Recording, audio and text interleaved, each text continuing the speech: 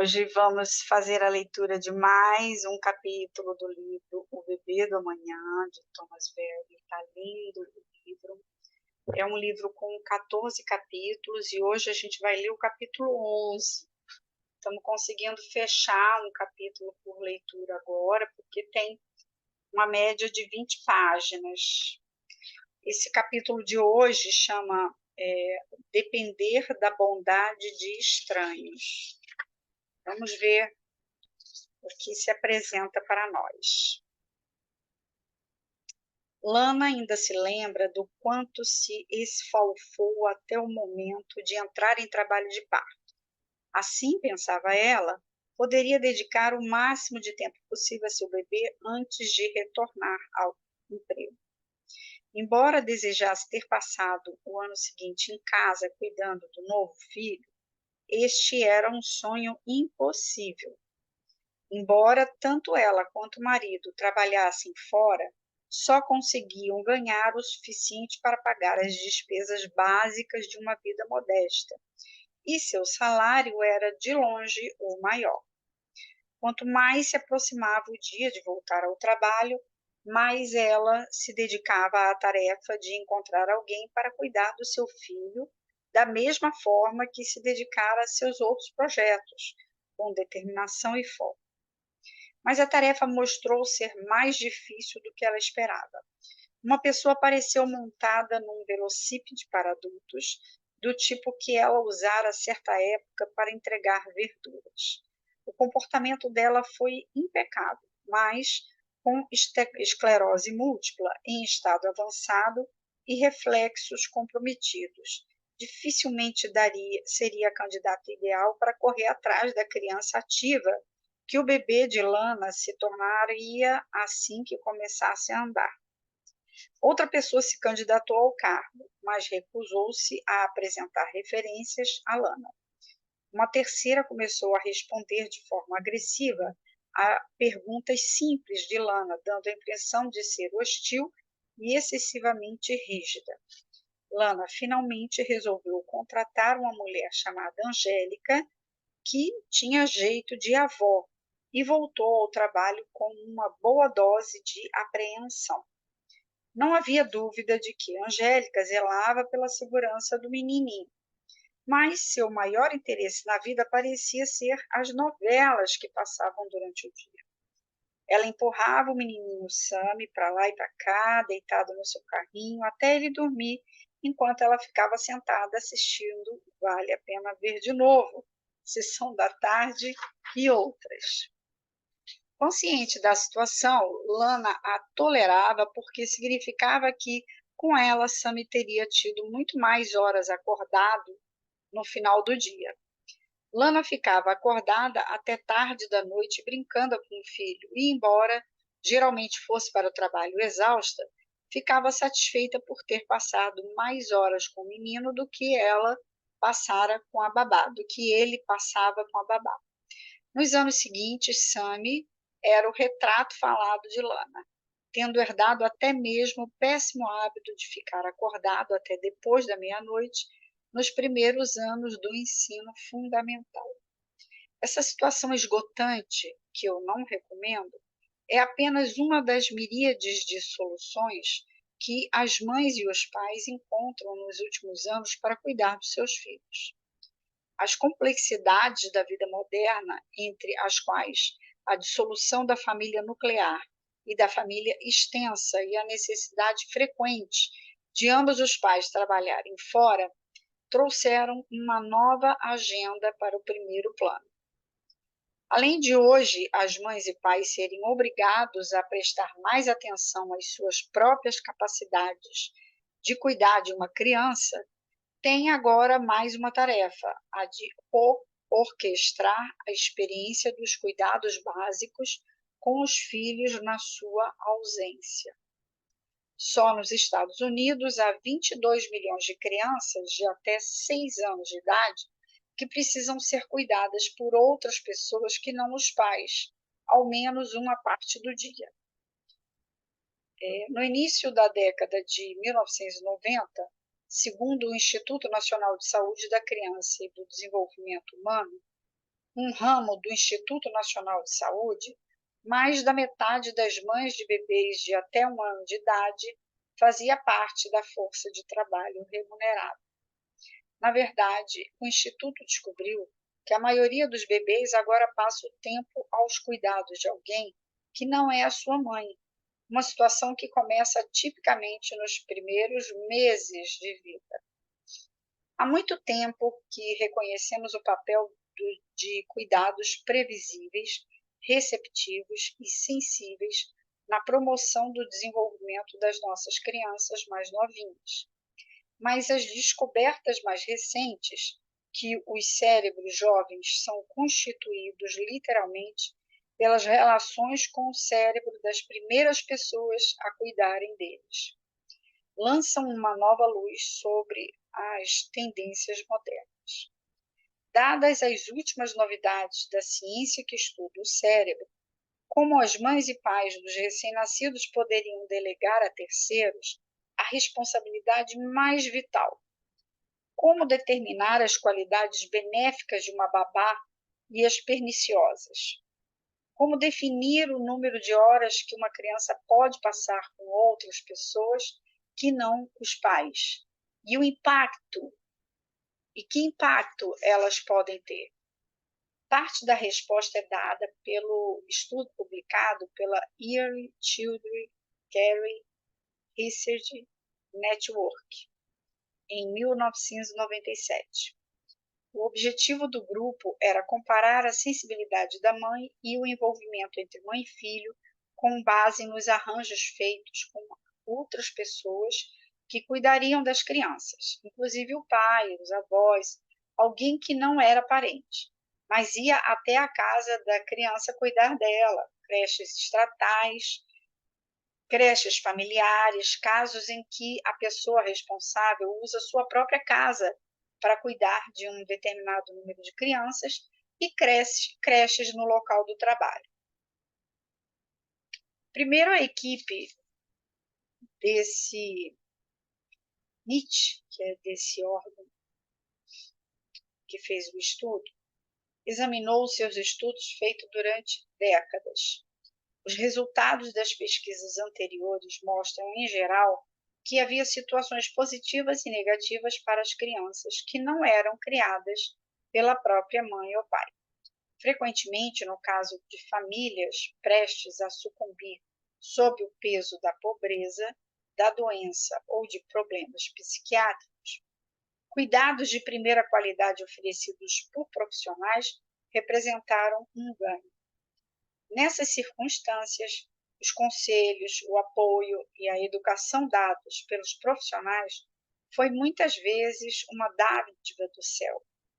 Para crianças de famílias disfuncionais, faz sentido dizer que as creches, em muitos casos, são mais organizadas e acolhedoras que o seu próprio lar. Por outro lado, as pesquisas revelam que os cuidados profissionais podiam ter o efeito oposto. Os investigadores de NIT descobriram que só 20 horas de creche por semana, antes de 1 ano de idade, aumentavam as interações negativas entre mães, pais e bebês de 15 a 21 meses, principalmente quando outros fatores de risco, como a depressão materna, já estavam em ação. A equipe de NIT foi a primeira a examinar os efeitos das creches congêneres no contexto de outros fatores que moldam o desenvolvimento das crianças e suas relações com as mães, de status econômico ao bem-estar psicológico da mãe, da inteligência ao gênero e temperamento da criança. Em resumo, a concepção do estudo tornou provável que os efeitos identificados se devessem realmente à creche e não a uma função de outras influências. Acompanhando os sujeitos desde o nascimento até o primeiro ano do ensino fundamental, o estudo fazia perguntas essenciais sobre os cuidados oferecidos às crianças por profissionais e seu impacto em crianças pequenas e suas famílias. Coordenado por cientistas em 14 universidades de todo o território norte-americano, O estudo foi enriquecido com muitas perguntas feitas por mães e pais, psicólogos, desenvolvimentistas e legisladores sobre o efeito das creches e outros arranjos que contavam com a participação de profissionais no desenvolvimento das crianças. A equipe seguiu um procedimento rigoroso. As principais características do trabalho dos profissionais eram rastreadas a cada 3 meses. A qualidade dos cuidadores e as interações mãe-criança foi avaliada em relação a 4 faixas etárias principais para a coleta dos dados: 6 meses, 15 meses, 24 meses, 36 meses, no decorrer dos 3 primeiros anos de vida. Entre os interesses cruciais dos investigadores estavam como as experiências nas creches afetavam o desenvolvimento cognitivo e linguístico e a maneira pela qual mães, pais e filhos se relacionavam. Estes foram pontos focais importantes porque a aquisição inicial de linguagem pode ser usada para prever o desempenho escolar, ao passo que os hábitos de interação entre mãe e filho podem ser usados para prever o desenvolvimento social, emocional e cognitivo. Os resultados confirmaram que os neurocientistas haviam teorizado em seus estudos do cérebro. Quanto mais horas a criança passa numa creche, tanto menos sensível a mãe parece ser aos sentimentos e estados emocionais do bebê. A equipe responsável pelo estudo também valorizou a qualidade dos cuidados, definida como grau elevado de interação positiva entre os profissionais e as crianças. De particular importância era a estimulação da linguagem, que os investigadores avaliaram medindo a frequência com que os responsáveis conversavam com as crianças, faziam perguntas a elas e reagiam às suas vocalizações. As crianças que receberam esses cuidados de primeira qualidade apresentaram uma capacidade superior em termos verbais de socialização e quase sempre tiravam notas maiores em provas padronizadas. Além disso, as mães cujos filhos receberam os melhores cuidados tornaram-se mais sensíveis a eles. O Nietzsche concluiu que as mães que trabalham fora consideravam os profissionais superiores um modelo de educadores e mostravam mais probabilidade de responder positivamente às crianças com as capacidades verbal social maior. O aspecto mais impressionante dos resultados é que as crianças não ficaram em desvantagem em termos de desenvolvimento cognitivo, quando receberam cuidados de primeira qualidade em seus 3 primeiros anos, disse Duane Alexander, citado por Instituto Nacional da Saúde da Criança e Desenvolvimento Humano, NIT, 1997, diretor do NIT. Sarah Friedman, pesquisadora e coordenadora do estudo, acrescenta: a quantidade de linguagem dirigida à criança numa creche é um componente importante da qualidade da interação entre o profissional e a criança. Esse insumo da linguagem pode prever o grau de aquisição de capacidade cognitiva e linguística, que são a base da educação escolar. Subtítulo: O dilema da creche. Embora os cientistas do Nietzsche tenham mostrado que os cuidados oferecidos pelas creches costumam ser adequados, outros estudos revelaram que esse nem sempre é o caso.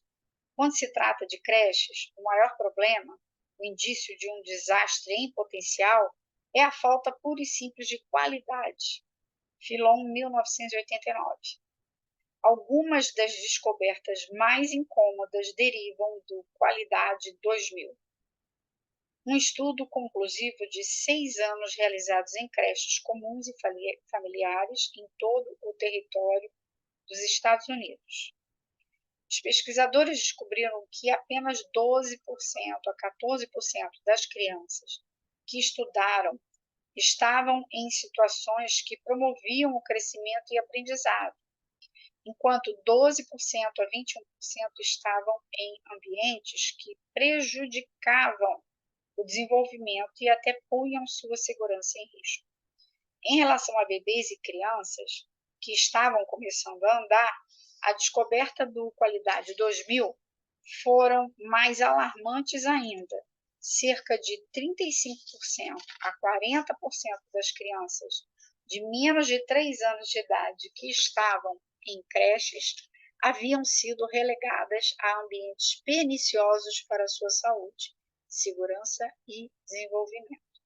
Esse é um estudo de 1997. Embora os números sejam apavorantes, as pessoas que leram as notícias ou conheceram pessoalmente esses ambientes, ao procurar um lugar apropriado para um filho seu, não se surpreenderam. Equipamentos enferrujados e quebrados, corredores com cheiro de urina e profissionais com um comportamento duro e impróprio eram absolutamente comuns. Jay Belsky, 1986, psicólogo e especialista em creches da Universidade da Pensilvânia, estima que 20% dos serviços oferecidos pelas creches são ruins, 60% são razoáveis, 15% são bons e 5% muito bons. Depois disso, a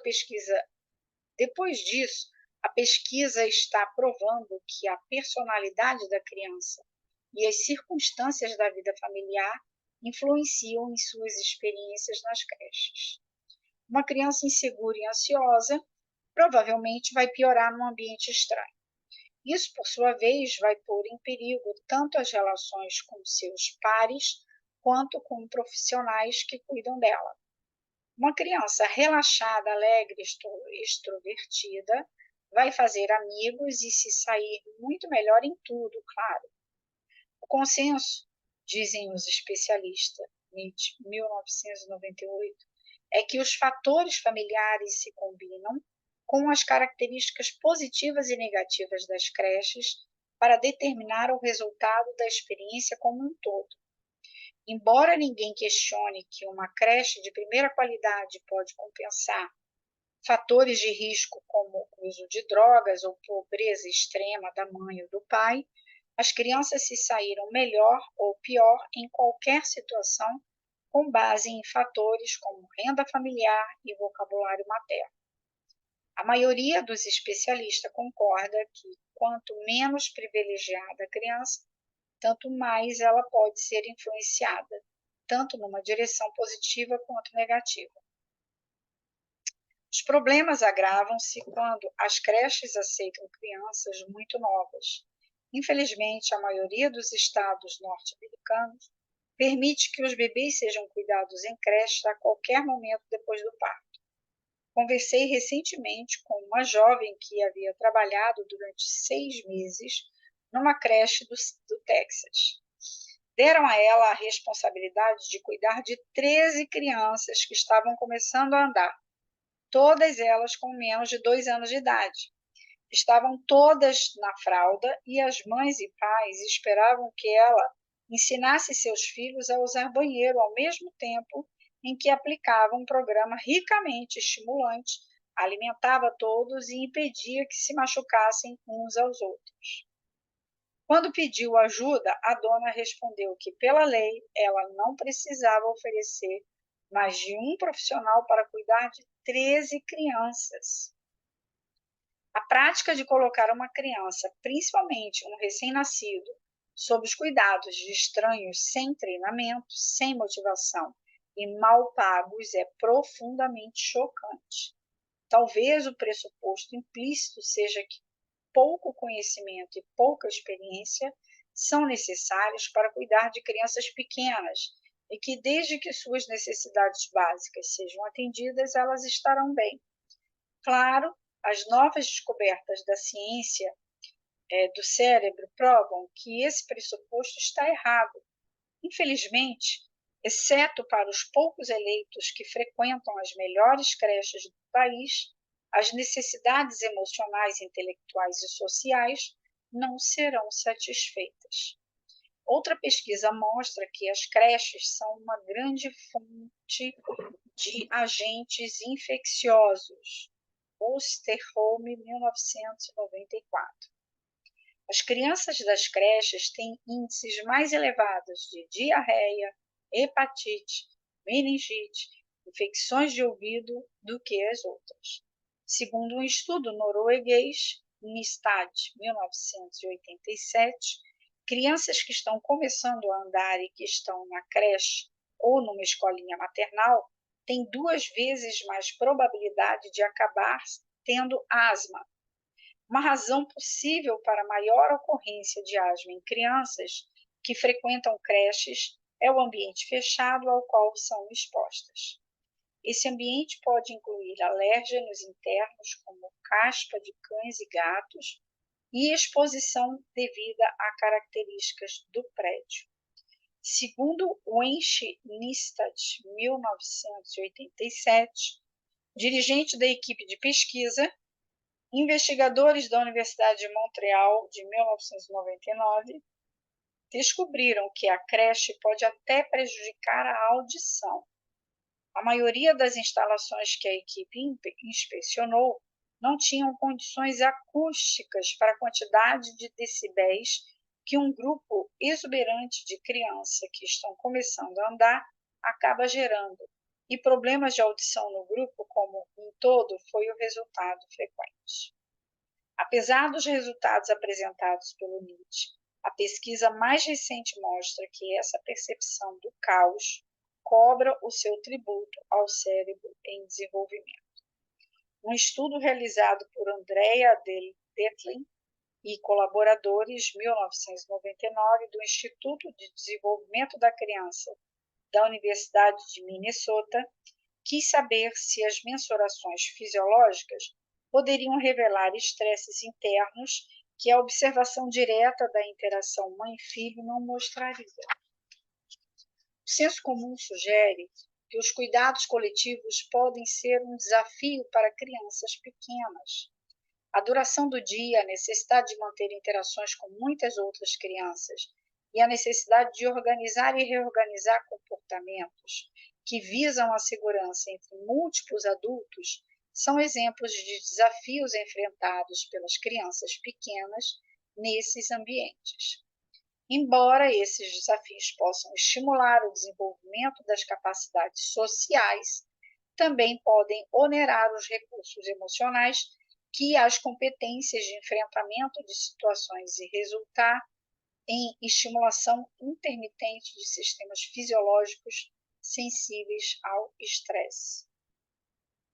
O sistema fisiológico que foi alvo dos cientistas de Minnesota era o eixo cerebral HHA, hipotálamo, hipófise adrenocortical do cérebro. O mediador do sistema nervoso autônomo, o HHA, controla funções como o ritmo cardíaco e respiratório. O HHA é o gerador de hormônios do estresse, como a adrenalina e o cortisol, e é fonte da reação de lutar ou fugir. Foi criado pela evolução como forma de reagir ao ataque de predadores, para épocas de fome ou inundações, na esteira de um estresse extraordinário. Intimamente ligado à amígdala e ao hipocampo, a estrutura do cérebro límbico envolvidas com as emoções e a memória, o HHA reage, quer o estresse seja derivado de eventos físicos, quer de eventos psicológicos. Se o eixo HHA mostrava uma atividade inusitada durante a experiência da creche, pensaram os pesquisadores, eles poderiam detectá-los medindo a produção de hormônios HHA, principalmente a quantidade de cortisol na saliva que escorre naturalmente.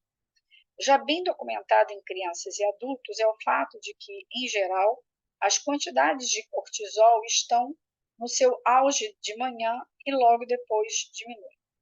Os pesquisadores de Minnesota descobriram que, em relação às crianças que ficavam o dia todo na creche, ocorre o oposto. A quantidade de cortisol matutino desse grupo é um pouco menor que a população em geral e continua aumentando no decorrer de todo o dia. As quantidades maiores de cortisol da população da creche foram associadas à ansiedade, falta de atenção e falta de autocontrole. Picos de cortisol coincidiam com agressão no grupo da creche. Os cientistas da Universidade de Minnesota dizem que faculdades sociais imaturas, combinadas à necessidade de manter interações com outras crianças e adultos durante muitas horas, podem ajudar a explicar essas descobertas. A dificuldade em tirar sonecas reparadoras no ambiente da creche pode agravar o problema. Como o estudo de Minnesota foi realizado em instalações modelo, usadas para a formação de professores, as elevações observadas representam a melhor situação possível para crianças bem pequenas num grupo de creche de período integral. Outros estudos sugerem que, à medida que a qualidade dos cuidadores cai, o aumento de cortisol é mais pronunciado. O que o aumento de cortisol, índice de estresse, significa para o desenvolvimento emocional e cognitivo das próprias crianças? Que sentido os pesquisadores poderiam dar aos relatórios frequentemente contraditórios em relação ao impacto da creche sobre todas as crianças muito pequenas? Na esperança de encontrar uma resposta, Cláudio Violato e Claire Russell, 2000, analisaram 88 relatórios publicados que envolviam 22.072 crianças. Apesar das deficiências de muitos dos estudos individuais, entre os quais a falta de projeção a longo prazo, a meta-análise da literatura põe as coisas em perspectivas até certo ponto. Como a equipe do NIT, 1997, descobriu, os cuidados de outras pessoas que não a mãe têm pouco impacto negativo sobre a capacidade cognitiva da criança, desde que esses cuidados sejam de primeira qualidade. Mas o exame global dos estudos mostrou que as mensurações emocionais, sociais e comportamentais foram significativamente maiores nas crianças sob os cuidados da própria mãe. Na verdade, a análise revelou que o tipo de cuidados que não eram da mãe biológica eram praticamente insignificantes, quer os bebês fossem cuidados em creches no local de trabalho da mãe, por babá ou irmã e irmãos mais velhos. Aqueles que ficavam aos cuidados de outra pessoa que não a mãe, mesmo em creches de primeira qualidade, fizeram menos pontos nas escalas comportamental e emocional do que as crianças cuidadas pela própria mãe. Um resultado surpreendente da análise foi a descoberta de que os meninos se saíram pior do que as meninas em todas as esferas. Brandgen, 2001. Visitando uma creche no local de trabalho das mães como parte da sua investigação, Henry Brandgen, da Universidade de Santa Maria de Minneapolis, recebeu um menino de 8 meses que engatinhou até ele e adormeceu em seus braços logo depois da sua chegada.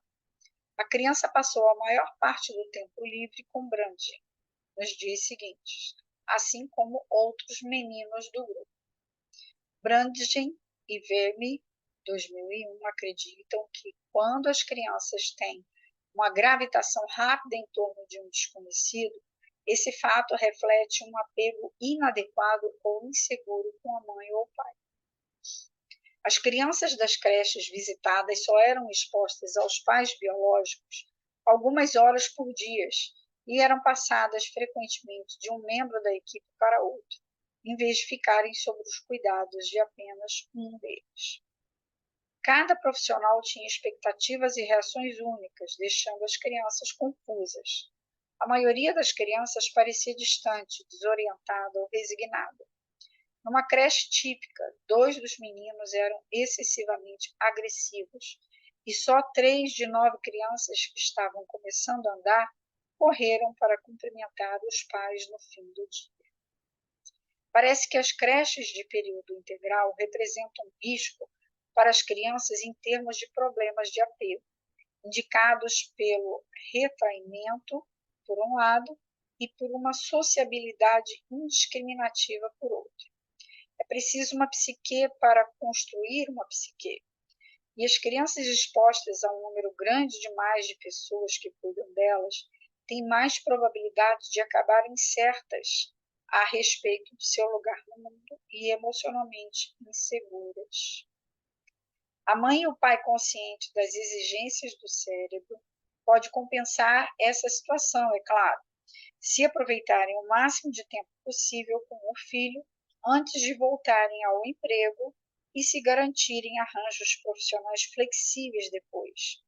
Mães e pais que trabalham fora podem criar vínculos duradouros com seus bebês, principalmente quando ambos os pais coordenam seus esforços com um espírito de equipe. Quando passam muitas horas com uma criança e quando são verdadeiramente sensíveis e receptivos aos estados emocionais e sentimentos dos seus filhos, mães e pais que trabalham fora podem forjar um apego seguro com seu bebê, esteja ele ou não numa creche. Olha, vou passar para o outro subtítulo, né? Quanta coisa que gera a separação precoce e os cuidados com pessoas distantes emocionalmente, né? Não capacitadas para cuidar. Que coisa. Subtítulo: A gestão da experiência da creche. Louise Bates Ames, vice-diretora do famoso Instituto Gesell de Desenvolvimento Humano, 1987, declarou recentemente: quero dizer que, se a mãe ou o pai puder esperar até a criança ter 2 ou 3 anos de idade antes de ir para uma creche ou escolinha maternal, seria o ideal dos dois, seria o ideal dos ideais. Seria muito duro para mim colocar um bebê numa creche. Concordo em número, gênero e grau. Até a melhor dessas instituições pode ser prejudicial para bebês de 1 ano ou menos, mas os pais podem descobrir que estão numa sinuca. Uma babá com formação profissional pode ser cara demais e uma pessoa de confiança pode ficar doente ou resolver se mudar. Quando a mãe ou o pai têm de trabalhar, e se os cuidados coletivos organizados são a única solução que há, eles vão precisar de empenhar esforços consideráveis para encontrar a melhor creche que puderem. Creches de primeira qualidade podem ser reconhecidas pelas seguintes características: as pessoas que cuidam das crianças são profissionais com diploma em psicologia, educação infantil dos primeiros anos, enfermagem e coisas do gênero. Ai, ai, Brasil. Esses profissionais são responsáveis por apenas 5 crianças, não mais. O tamanho do grupo é crucial, quanto menor, melhor. As instalações são limpas, bem arrumadas, seguras, bem iluminadas e bem equipadas com brinquedos, livros e materiais de artes plásticas. Há um parquinho ao ar livre, protegido por uma cerca adjacente às instalações principais. Os berços e as camas são limpos, seguros e confortáveis. As refeições são saudáveis, preparadas segundo as normas de higiene e servidas como se deve. Não há horário para assistir TV. Em vez disso, alguém brinca com as crianças, conta ou lê histórias e as estimula intelectualmente de outras formas também.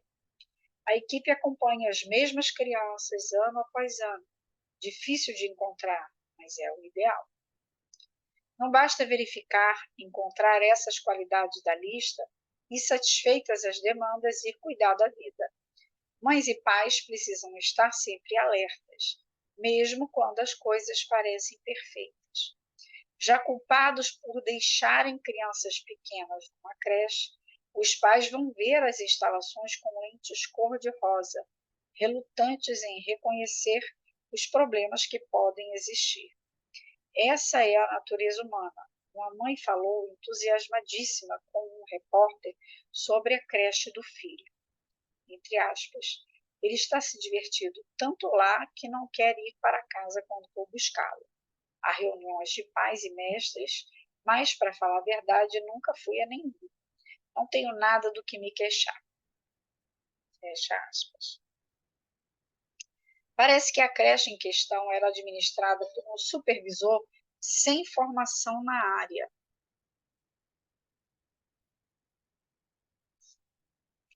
Parece que a creche em questão era administrada por um supervisor sem formação na área, transgredindo diretamente a lei de Ontário. Poucos professores diplomados estavam trabalhando lá e o número de crianças por membro da equipe era espantosamente grande. No parquinho, um menininho comia areia sem que ninguém o impedisse. O filho da mulher que recomendara o local ficava sozinho no balanço, parecendo inconsciente de tudo à sua volta. Outra mãe perdeu a sintonia com o filho quando ele soluçou por ter de voltar à escolinha maternal. Esmagada pelas responsabilidades do emprego e incapaz de ter a ideia de reservar algum tempo para procurar outra solução, ela o obrigou a voltar muitas e muitas vezes. Por fim, a criança teve um verdadeiro colapso nervoso. Essa mulher descobriu mais tarde, por meio de outra mãe, que um profissional havia agredido verbalmente o seu filho, bem como outras crianças. Embora muitas mães e pais tenham se queixado, o diretor da escolinha recusou-se a monitorar esse profissional. Para permanecerem bem informados sobre essas questões, é essencial que as mães e os pais conversem com seus filhos a respeito de suas experiências diárias na creche ou escolinha maternal. Precisam conhecer a equipe e as instalações. Podem conseguir isso se apresentando como voluntários para ajudar na creche, numa base regular, participando das reuniões com os responsáveis e entrando nas instalações durante o dia sem aviso prévio. Mais que qualquer outra coisa, pais envolvidos mantêm a honestidade da creche. E essa é uma via de mão dupla. A direção e a equipe precisam e valorizam o apoio de grupo de mães e pais cheios de entusiasmos e energia. Subtítulo O Entra e Sai das Babás. Quando as mulheres ficam grávidas, diz a sabedoria do senso comum que as outras devem se abster de falar sobre as dificuldades do parto. Quem precisa saber das 14 horas de contrações, uma atrás da outra, da necessidade de cesariana ou de um bebê nascido com icterícia e falta de ar? Mas outro tópico proibido frequentemente, e um tópico que provavelmente deveria ser discutido muitas mais vezes, é a dificuldade de encontrar alguém adequado para cuidar da criança, seja uma babá ou uma pessoa de confiança para bebês de poucos meses de idade. Depois de creches regulamentadas e não regulamentadas, au pairs e babás são as pessoas que mais cuidam de crianças, principalmente para famílias mais abastadas. Au pairs são mulheres jovens, em geral estrangeiras, que desejam conhecer outros países e ou aprender uma língua e que se sustentam cuidando de crianças pequenas. Nos Estados Unidos, elas custam aproximadamente $125 por semana, mais casa e comida. Uma babá com formação especializada custa $800 a $1.000 por semana. Tipicamente, a única experiência que as prepara para esse trabalho é ter cuidado de irmãos menores. Embora as au pairs possam ser auxiliares perfeitas para as mães e pais que ficam em casa, mas precisam de ajuda, são inadequadas quando são as únicas responsáveis por um recém-nascido, um bebê ou uma criança que está começando a andar. Se as mães e os pais que trabalham fora não podem se dar ao luxo de ter uma babá madura, acho mais recomendável apelar para uma creche do que para uma au pair. Já ouvi muitos elogios a babás e também muitas histórias de horror. O casal teve a mesma babá morando em casa e cuidando de todos os seus 3 filhos, desde que o mais velho tinha 6 meses até o mais novo fazer 14 anos. Esse membro de confiança da família era uma presença acolhedora e carinhosa. Amava realmente as crianças e era paga para cuidar delas e ajudar os pais a dar a elas uma sensação de estabilidade e segurança enquanto eles trabalhavam fora. Quando as crianças já estavam muito grandes para precisar dos seus serviços, ela foi embora, mas voltava toda semana para fazer uma visita porque tinha passado a amar a família e as crianças que ajudaram a criar. Outra mulher, mãe solteira, que estava criando a filha sozinha, lembra que quando a criança tinha apenas 1 ano de idade, vizinhos de seu prédio disseram-lhe ouvir acessos de choro intermináveis vindos de dentro de seu apartamento quase todo dia, do final da manhã até o final da tarde. Certo dia, saindo do trabalho mais cedo para investigar, essa mãe descobriu que a babá que contratara tinha simplesmente deixado o bebê sozinho. A babá voltava ao apartamento mais ou menos 30 minutos antes da hora em que a mãe deveria estar em casa normalmente e confessou que andara fora a maior parte do dia, cuidando de assuntos seus. Essa mãe demitiu a babá no ato, mas no mês seguinte ficou sabendo por uma amiga que a mulher conseguiu um emprego idêntico numa cidade vizinha. Essas histórias podem assustar mães e pais quando se trata de contratar uma babá de período integral, mas elas precisam saber de algumas coisas. Se a babá é deprimida, ansiosa ou egocêntrica, se não gosta de brincar com crianças e não fala bem o português, pode atrapalhar o desenvolvimento mental e emocional do seu filho. Se ela for cruel, impulsiva ou estiver enfrentando problemas graves, seu filho corre perigo. Lembro-me de uma mulher que, depois de 5 anos de psicoterapia, finalmente assentou a cabeça.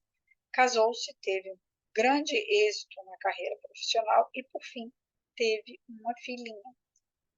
Depois de demitir a segunda babá, ela confessou: se o meu terapeuta, que havia morrido, visse o que está acontecendo, ia se revirar no túmulo.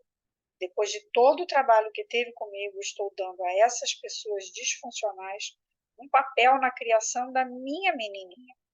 É claro que para algumas maçãs podres em todo o cesto e para toda altero babá que deu errado, há dezenas de pessoas cálidas, amorosas, extremamente hábeis e competentes que fazem um trabalho maravilhoso. Apesar disso, as mães e pais precisam estar de sobreaviso. Com a diligência necessária, você vai conseguir sentir a segurança de saber que seu filho está em boas mãos. Mas, e esta é a chave, essa diligência é obrigatória. Ao contratar uma babá, pedir referência por telefone simplesmente não basta. Sugiro que você entreviste uma candidata 2 ou até 3 vezes. Sob o estresse repetitivo do processo da entrevista, é muito mais provável que alguém com problemas emocionais caia fora. Quer o problema seja depressão, fanatismo religioso, desejo de controle ou falseamento da experiência, descobri que é provável que, se houver várias conversas, os problemas venham à tona. Se possível, dê um jeito de fazer a última entrevista na casa da babá. Ao visitar o próprio habitat, a pessoa que vai cuidar de seu filho, você pode descobrir muita coisa a respeito dela. Você não vai querer contratar a mulher que pintou as paredes de preto, nem aquela que não tem nenhum móvel e dorme numa esteira no chão. Por fim, embora as referências não sejam o suficiente, são essenciais. A pessoa que tem algo a esconder não vai querer apresentar suas referências e pode até se fazer de ofendida se você as pedir. Como assim não confia em mim? Não, você não confia. Se a pessoa não puder apresentar referências profissionais e pessoais, você não deve lhe dar o emprego.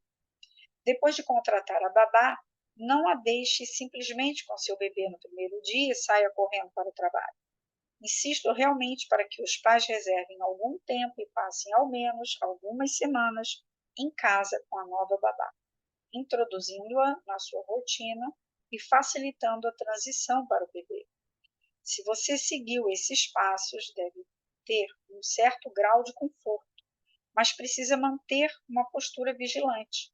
A necessidade de ter alguém para cuidar dos seus filhos pode produzir uma certa cegueira nas mães e nos pais, uma falta de vontade ou incapacidade de identificar os sinais de perigo. Você diz a si mesma que está tudo bem, que você está sendo exageradamente desconfiada. Afinal de contas, a babá veio recomendada por uma agência de primeira linha. Você não quer fazer acusações infundadas, nem ferir os seus sentimentos, e empurra suas apreensões para debaixo do tapete. Isso é negação, significa que você só acredita no que quer acreditar. Não faça isso, por favor. Se alguma coisa deixa você pouco à vontade, mesmo que seja apenas uma sensação, faça tudo o que estiver a seu alcance para descobrir o que é. Você está sendo mãe, pai e está fazendo o que uma mãe ou um pai deve fazer. O bem-estar de seu filho deve ter primazia sobre todas as outras considerações. Se não tiver nada mais tangível do que uma dúvida corrosiva, confie nos seus sentimentos. Você não precisa de nada além de uma impressão de que há algo errado para mandar uma babá embora. Mesmo que eu aconselhe você a prestar atenção ao perigo de mudanças demais aqui. Uma série de babás pode ser prejudicial para crianças pequenas. Portanto, pese bem os seus atos e, mais importante ainda, aprenda com a experiência para não cometer o mesmo erro duas vezes. Mesmo que você se sinta confiante e ache que as coisas estão indo bem, recomendo que chegue em casa inesperadamente, de quando em quando, e que observe a babá, sem que ela saiba, num grande número de situações dentro e fora de casa. Se pudesse dar ao luxo, também recomendo o uso de uma câmera escondida que envie imagens e sons para o seu escritório via internet. É direito seu e responsabilidade sua proteger seu filho de todas as maneiras que puder. Não é invasão de privacidade.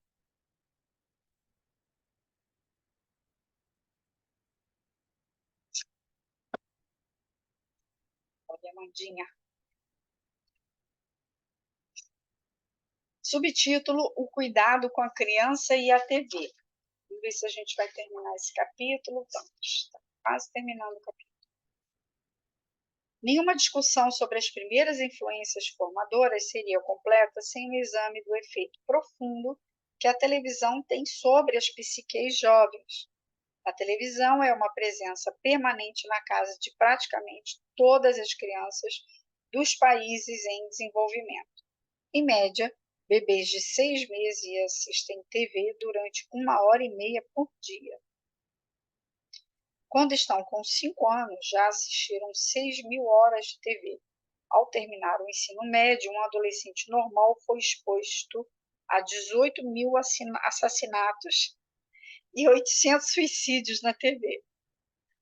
Ai, meu Deus. Na verdade, todo ano, uma criança norte-americana típica assiste a 12.000 atos de violência na TV, 14.000 referência a sexo e 1.000 estupros. Esse é um estudo do Grupo para Avanço da Psiquiatria de 1983. Quando chegarem aos 70 anos, as crianças de hoje terão passado 7 anos de sua vida assistindo TV. Tempo demais em frente à TV faz mal às crianças de muitas maneiras, substituindo suas outras atividades, expondo-as a conteúdo violento e disfuncional, reprimindo sua imaginação criadora e aumentando a quantidade de estimulação necessária para o conforto diário, enquanto diminui a capacidade de concentração. Em seu livro maravilhoso intitulado O Fim da Evolução, Joseph Chilton Pearce, 1992, observa que a TV substitui as conversas entre os membros da família e as histórias que eles contavam na maioria dos lares modernos. É comum as crianças tomarem o café da manhã na frente da TV e jantarem na frente dela também. Na verdade, não é raro os cônjuges que trabalham em horários diferentes fazerem as suas refeições tendo a TV por companhia. Quando isso acontece, pais e filhos não têm o tipo de interação formal ritualizado. Os pais não ficam sabendo muita coisa sobre o dia dos seus filhos. Os filhos não ficam sabendo muita coisa sobre o mundo real, sobre os empregos, interesses e atividades dos pais. Não ficam conhecendo a história da família, como as lutas dos avós ou as façanhas do tio Zé. Porém, o mais importante é que a família não interage com uma humanidade dia após dia. Lembre-se dos gancinhos e patinhos de Konrad Lorenz, que, depois de saírem do ovo, seguiam as mães ou, quando a mãe era afastada, seguiam qualquer objeto que se movesse, quer fosse uma pessoa, quer fosse um brinquedo mecânico. De certa forma, a TV parece produzir um tipo similar de impressão. Quando expostas muito cedo e muito frequentemente à TV, as crianças podem ficar apegadas a ela em vez de se apegarem aos pais. Esse processo de desapego das pessoas e apego à televisão é exacerbado pela falta de contato íntimo com os pais. Os pais ou responsáveis que estacionam uma criança na frente de um aparelho de TV, em vez de reservar algum tempo para interagir com ela, estão privando essa criança de intimidade, atenção e amor. A televisão também diminui o tempo que as crianças passam exercitando a imaginação. Quando os pais leem contos de fadas ou outras histórias para as crianças pequenas, quando lhes mostram livros com figuras, quando recitam poemas ou versos infantis para elas, a imaginação ganha asas para preencher os detalhes que ficaram faltando. A televisão não permite isso. As trilhas sonoras e as risadas gravadas dizem ao espectador como ele deve reagir e o que deve sentir. A televisão também tem um vocabulário restrito se for comparado às histórias infantis. Quando um adulto usa uma palavra que a criança não entende, ela pode pedir uma explicação. Dessa forma, o vocabulário expande-se. Nenhuma interação desse tipo pode acontecer com o aparelho de TV, de modo que as crianças que assistem TV por longos períodos de tempo não desenvolvem a linguagem tão bem quanto as crianças que interagem mais com seus pais e outros responsáveis. O fato de ser muito mais fácil e mais empolgante para uma criança pequena assistir TV do que ler atrapalha mais ainda a aquisição da linguagem e informações. O motivo pelo qual a TV mutila a imaginação é a falta de metáforas. As coisas são o que são e não se prestam a interpretações, como um livro de figurinhas, uma caixa de areia ou alguns blocos. Portanto, as crianças que assistem TV demais correm um risco maior de crescerem inarticuladas, analfabetas e habituadas à violência. Acostumadas ao bombardeio do som de muitos decibéis que acompanham imagens que mudam constantemente, elas podem ficar inquietas e pouco à vontade sem estimulações novas. É aqui que entram em cena as quadrilhas, a violência e o vício em drogas. Pesquisa mostra que criminosos violentos condenados têm uma capacidade marcadamente restrita de fantasiar e que foram criados pela TV. Muito já foi escrito sobre a relação entre a televisão e a violência e o comportamento violento em crianças e adolescentes. Considerando as estatísticas, como poderia ser diferente? A TV mostra a vida como algo descartável e barato. Todo e qualquer impulso nobre é sistematicamente eliminado em favor do poder que glorifica, de egoísmo, de ganância e de materialismo. E como declarou uma equipe de pesquisadores, abre aspas, não podemos excluir a possibilidade de que uma mensagem qualquer que não seja de violência, ostentação de riqueza material, por exemplo, que pode levar a sentimentos de privação relativa, seja responsável pelo aumento da violência. Em outras palavras, até bons programas infantis podem ser prejudiciais em grande dose. Outra pesquisa sugere que a exposição à TV, note que não estou dizendo violência na TV, tem um efeito dominó sobre aqueles que são vulneráveis, levando-os da intimidação do playground a pequenos atos de delinquência e ao crime violento. Por fim, a pesquisa mostra que as crianças expostas à TV correm um risco maior de se tornarem criminosos violentos se também experienciaram violência em casa. O que temos aqui é sinergia. Quando a TV reflete as provações da vida cotidiana das crianças, ela tem um impacto maior e mais corruptor ainda. Com as pressões econômicas crescentes e as tensões relacionadas ao emprego nos dias de hoje, muitos pais e mães estão profundamente preocupados com a falta de tempo para passar com os filhos. Infelizmente, pedir ao aparelho de TV que entretenha e informe as crianças, na ausência dos pais, não é a resposta. E culpar a indústria televisiva por todos os males do mundo é apenas fugir à responsabilidade. Enquanto mãe ou pai consciente, você precisa recuperar e salvar seus filhos da magia negra da TV. A TV não deve governar a família, ditando quando e onde as pessoas comem, trabalham ou dormem. Mesmo diante de protestos veementes de seus filhos, que sem dúvida acontecerão, você precisa regular tanto a quantidade quanto a qualidade dos programas que estão sendo assistidos por todos os membros da família, o que inclui você também. Quando a televisão estiver ligada, assista aos programas com seus filhos com a maior frequência possível para poder julgar, interpretar e explicar esses programas para eles. Quando a televisão estiver desligada, é a sua oportunidade de se envolver com seus filhos em interações genuínas, como brincar, conversar, contar histórias, tomar banho, fazer dever de casa e outras atividades conjuntas. Lembre-se, criar filhos não é um concurso de popularidade. Seus filhos podem gritar e protestar agora, mas um dia vão lhe agradecer por tê-los educado para serem adultos intelectualmente vivos e emocionalmente estáveis, com uma consciência social e um sistema de valores que vão além do consumismo. Último subtítulo, antes do resumo, estamos terminando o capítulo: Trabalho e vida, tudo junto e misturado.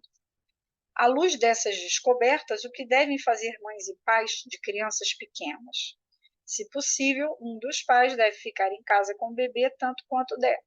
Em nome da segurança, eu recomendo às famílias que têm condições econômicas e emocionais para tal que mantenham a mãe ou o pai em casa durante os 3 primeiros anos. Como absolutamente mínimo, sugiro de 3 a 6 meses de cuidados da mãe ou do pai no período imediatamente seguinte ao parto.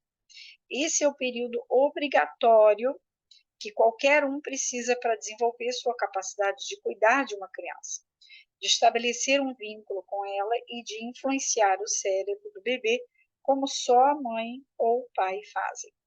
Além disso, quando a mãe está amamentando seu bebê, quanto mais tempo ela ficar em casa, tanto mais a criança se beneficia dessa experiência. Não estou sugerindo que as crianças sob cuidados de outras pessoas, que não a mãe ou o pai, serão inescapavelmente prejudicadas. Se as mães e pais dessas crianças mantiverem a consciência das necessidades emocionais e neurológicas de seus filhos e compensarem de forma consistente e amorosa à noite ou nos fins de semana, ou sempre que puderem, tudo correrá muito bem. Afinal de contas, um bebê precisa dormir umas 2 horas no decorrer de um dia de 8 horas. Se a babá ou os membros da equipe da creche foram delicados e carinhosos, 6 ou 7 horas sem a sintonia com a mãe ou o pai não causarão problemas. A mãe ou o pai atento, que se concentra no bebê durante as horas restantes, vai ter tempo mais que suficiente para prover seu cérebro com atributos positivos, principalmente quando essa mãe ou pai passa algum tempo com o bebê antes de voltar ao trabalho. Uma ressalva.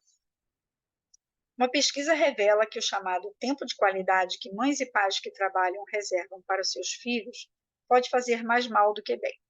Num estudo com mais de 1.000 casais, onde ambos trabalhavam fora, realizado ao longo de 10 anos, os pesquisadores descobriram que, quando os pais tentavam concentrar o correspondente a um dia inteiro de interações em algumas horas, as crianças ficavam excessivamente ansiosas e, mais tarde, tiveram dificuldade em estabelecer relações afetivas. O tempo que você passa com seus filhos deve ser natural. Algumas horas de estimulação intensa podem ser perniciosas, mas ritmos mais naturais, inclusive o processo de envolvimento e afastamento e reaproximação, geram hábitos mais normais que vão promover a relação mãe, pai e filho e ativar corretamente o cérebro. Terminamos o capítulo, vou ler o resumo. As complexidades da vida moderna, entre as quais a dissolução da família nuclear e da família extensa, e a necessidade frequente de ambos os pais trabalharem fora, trouxeram uma nova pauta para o primeiro plano: como dar a nossos filhos cuidados que sejam emocionalmente alimentadores e intelectualmente estimulantes. Os estudos de Yale mostram que as creches promovem o crescimento e aprendizado em apenas 12% a 14% das crianças. Quando se trata de bebês e de crianças que estão começando a andar, as descobertas são mais alarmantes ainda. Cerca de 35% a 40% das crianças com menos de 3 anos que estão numa creche são relegadas a ambientes prejudiciais à sua saúde, segurança e desenvolvimento. Essas informações são dadas com o intuito de assustar as mães e os pais que estão pensando em conseguir um ajudante para a mãe ou colocar os filhos numa creche. Mas temos de encarar os fatos. O pijama que seu bebê usa, o berço onde seu bebê dorme, a pintura da sua casa, todos esses elementos têm de passar por testes rigorosos. Mas nenhum desses critérios se aplica à pessoa a cujos cuidados você confia o seu bebê, de 8 a 10 horas por dia. Por outro lado, o exame dos estudos mostra que os dados emocionais, sociais e comportamentais são significativamente melhores para as crianças que são cuidadas pela própria mãe. Na verdade, a análise revela que as crianças que estão numa creche, mesmo as de primeira qualidade, fazem menos pontos em escalas comportamentais e emocionais do que aquelas que são criadas pelas próprias mães e pais. Mas uma coisa a se ter em mente: os meninos se dão muito pior nas creches do que as meninas. Pontos chaves para as mães e pais. No caso de crianças mais novas, estar numa creche onde elas são cuidadas, como muitas outras em regime de período integral, exige muito do bebê e deve ser evitado o máximo possível. Creche em regime de período integral significa risco para as crianças mais novas de ter problemas de apego, indicados por retraimento, por um lado, e sociabilidade indiscriminada, por outro.